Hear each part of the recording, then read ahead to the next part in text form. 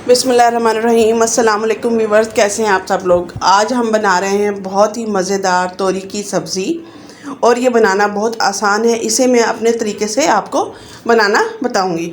मैंने ली है 1 किलो तोरी और मैं इसे इस तरीके से साइड से काट लूँगी।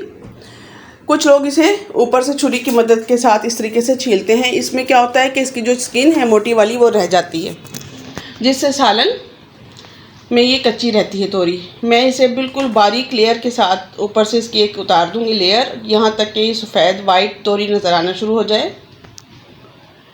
इस तरीके से मैं सारी तोरियाँ काट लूँगी, छील लूँगी ऊपर से, और इनके जो ये छिलका है इस तरीके से उतार लूँगी।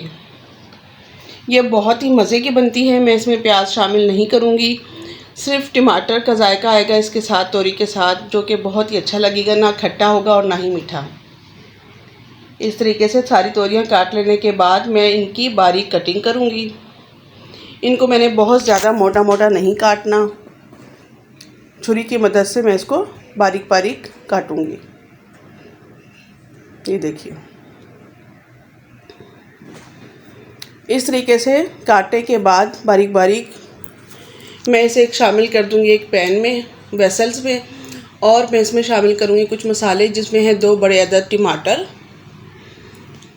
बारीक कटे हुए, और इसके साथ ही बारीक कटी हुई 3 से 4 अदद हरी मिर्चें, और मैं इसमें शामिल करूंगी हरा धनिया थोड़ा सा ज़्यादा, क्योंकि हरे धनिया की इसमें खुशबू आएगी और आपको अच्छा लगेगा रोटी के साथ।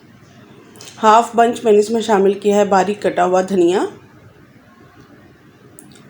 और अब मैं इसमें शामिल करूंगी कुछ मसाले, जिसमें है हल्दी हाफ़ टी स्पून, लाल मिर्च का पाउडर हाफ़ टी स्पून,